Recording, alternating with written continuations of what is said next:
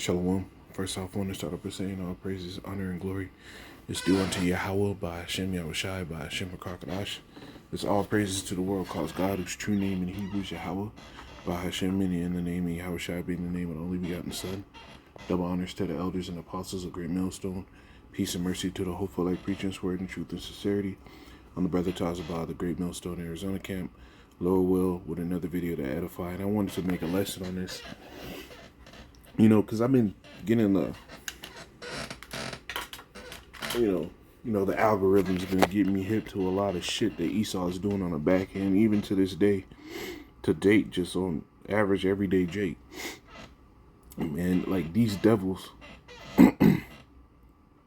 right? Let me get it. Of lab-grown meat has arrived in this country. The Agriculture Department just approved 2 California companies to sell chicken grown in steel tanks using cells that come from an animal egg or a special bank of stored cells. The cell-cultivated chicken will first be available at a restaurant in San Francisco and another one in Washington, D.C., owned by famed chef Jose Andres, before hitting stores. And you see. And why is it chicken first? Because they know that's what you niggas eat. So Esau does everything to destroy our people, first and foremost. This is the other one I wanted to hear. Chest, and nothing has happened to them yet. The story says a student in Gettysburg challenge. It happened a day and a half ago. And if this doesn't fucking make you rage out, if this doesn't make you want to yell at the top of your lungs, justice for this young man, get the fuck off of my page. Imagine being a young black man at college. You're on the swim team. You're hanging out with your swim team buddies at a gathering. Then, out of nowhere, you are jumped, grabbed, held down, and then one of the swim team members, who you considered your closest friend at the school, grabs a fucking box cutter and carves the N-word into your chest. They carved the N-word into this young black man's chest. You see? And this is what these devils are doing as a whole. They take their time in doing the wickedness. So we're at the time now where now Esau's starting to lose. And like the elders say, now it's the globalists. Now they want to sit here and label the globalists as being a problem. We're all in this together, brother. No, we're not. We're 100% not. We're 100% not. You Edomites would have never marched if it wasn't fucking fashionable. If you didn't need a pat on your back, if you didn't need to seem like you wasn't racist. But now you devils are gonna get tempted up. The Lord's gonna turn up that spirit in you. You're really gonna show Jake really who you are. And at the same time of you showing all that shit, the Lord is gonna require everything that you did. The Lord said what He required.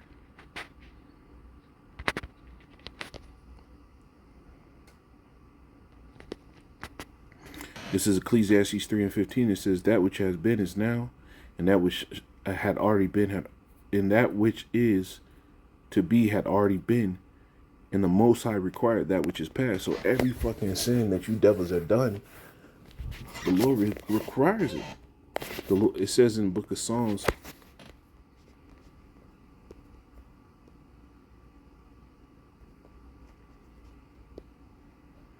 this is Psalms 56:8. It says, thou tellest my wanderings, put thou my tears into thy bottle.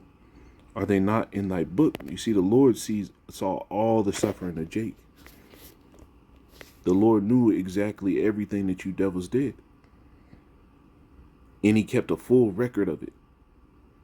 I was talking to the brother and just messaging him a little bit, the brother Yashar, in Australia, right, from the Australia camp. And I sent him that video with the chicken. I was like, it's hard to even think how do you pay something back like that? How do you really do it justice to reward just the total defilement of your food?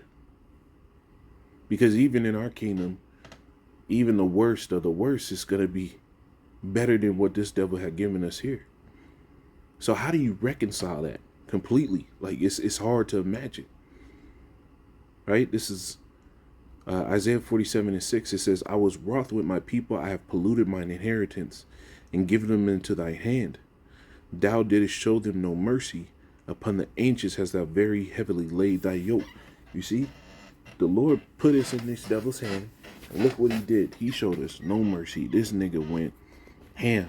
He went above and beyond the call of duty. Right?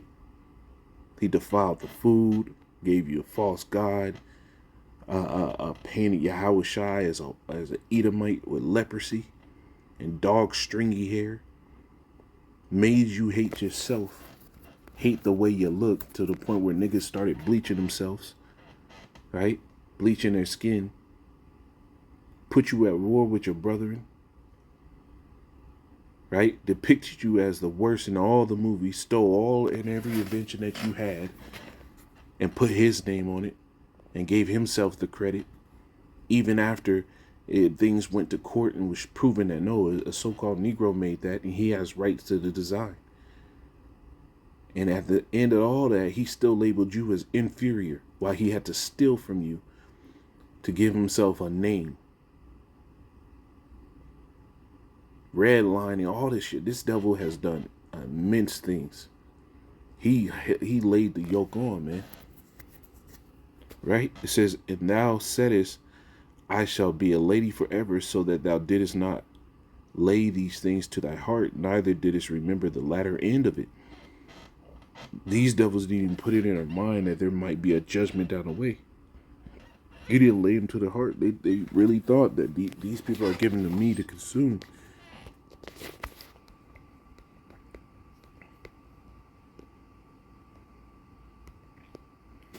This is Ezekiel 35:12. It says, thou shalt know that I am Yahweh.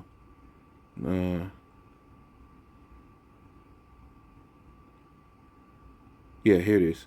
It says, and I have heard all thy blasphemy which thou hast spoken against the mountains of Israel, saying, they are laid desolate, they are given us to consume. This is how this devil's mind thought. That's that manifest destiny, right?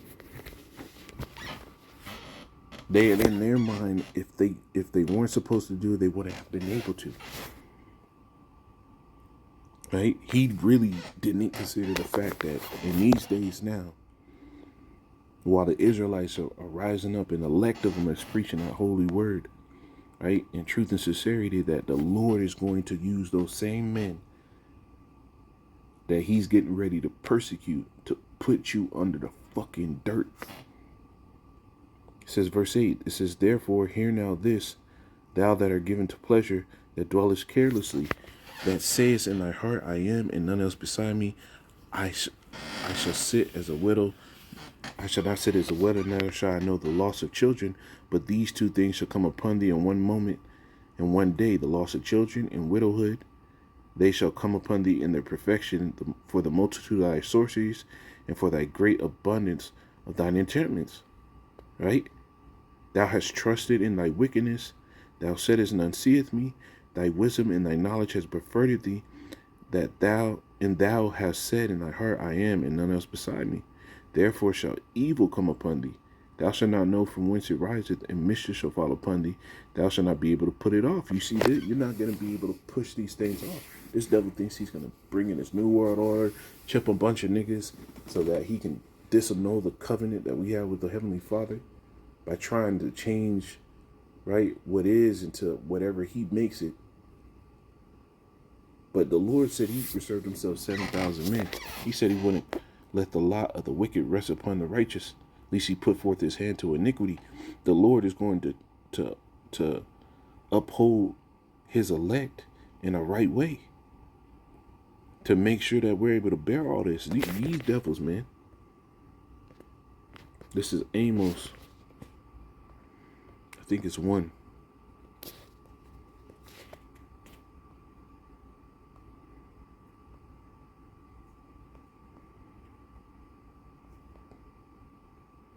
Amos 1 and 9.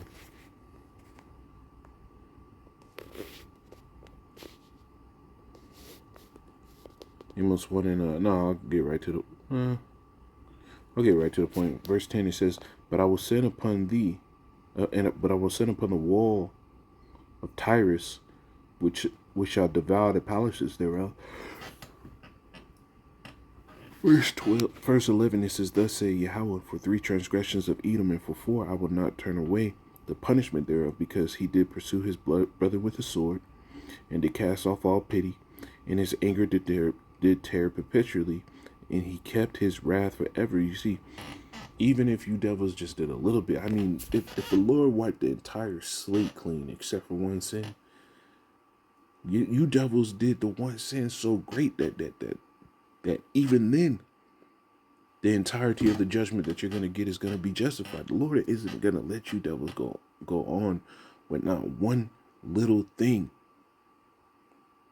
You're going to be judged for every fucking tally, everything.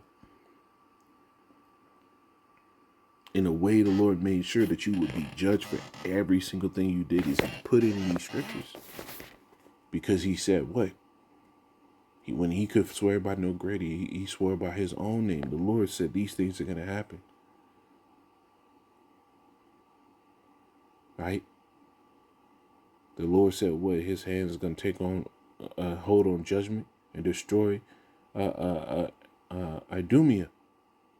The Lord said what? He was going to destroy Esau by the hand of his people Israel, when he makes us a new sharp threshing instrument. What this devil's been able to do in the flesh, we will be able to do in the spirit.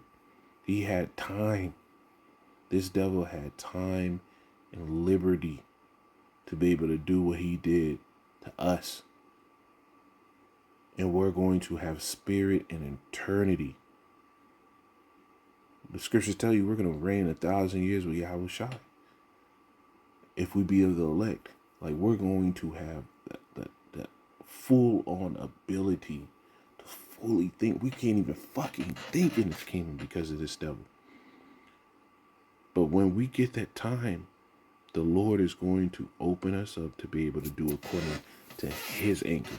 Verse 12, it says, But I will send fire upon Teman, which shall devour the places of Basra." Right? You devils have a lot to pay for. And the Lord is going to ensure that we get every bit of it. Shalom.